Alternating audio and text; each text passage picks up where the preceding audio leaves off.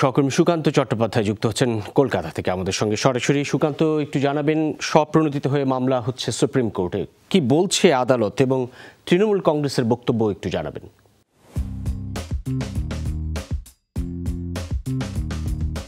দেখুন, সুপ্রিম কোর্টের মহামান্য বিচারপতি তার তত্ত্বাবধানে আরো 2 সদস্য অর্থাৎ 3 জন বিচারপতির যে ডিভিশন বেঞ্চ আগামীকাল মঙ্গলবার দেশের সর্বোচ্চ আদালত এই আরজি কর মামলার কিন্তু তারা শতপ্রণোদিত যে মামলা হয়েছিল তার গ্রহণ করবেন এবং তার পরিপ্রেক্ষিতে পশ্চিমবঙ্গ সরকার শুধু নয়, যারা ভিকটিম অর্থাৎ যে নির্যাতিতা তাদেরও কথা শুনবেন, যারা প্রতিবাদ করছেন সর্বত্র পশ্চিমবঙ্গে বা পশ্চিমবঙ্গের বাইরে সবার কথা শুনবেন, এমনটাই কিন্তু প্রধান বিচারপতির বক্তব্য।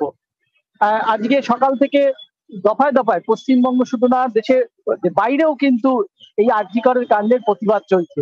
কলকাতা হাইকোর্টে আইনজীবীরা তারা কিন্তু এই যে ঘটনার প্রতিবাদ আরজি করের জাস্টিস চেয়ে আইনজীবীরা পথে নামেন এবং সেখানেও শাসক দলের সঙ্গে যারা বিরোধী দল তাদের প্রকাশ্যে কথা কাটাকাটি এবং বচসা শুরু হয়।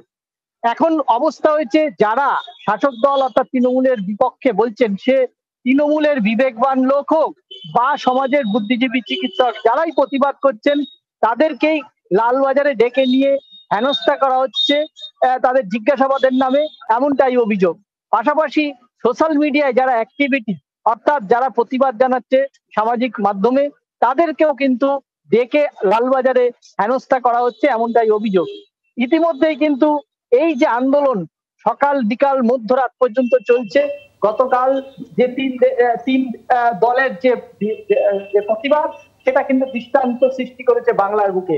এখন দেখা যাক যে এই সুপ্রিম কোর্ট তার পর্যালোচনা কোন দিকে যায় এবং রাজ্যের সার্বিক পরিস্থিতি আইন শৃঙ্খলা নিয়ে সুপ্রিম কোর্টের কি পর্যালোচনা হয় সেটার দিকেই কিন্তু গোটা দেশ তাকিয়ে আছে আগামীকালের জন্য।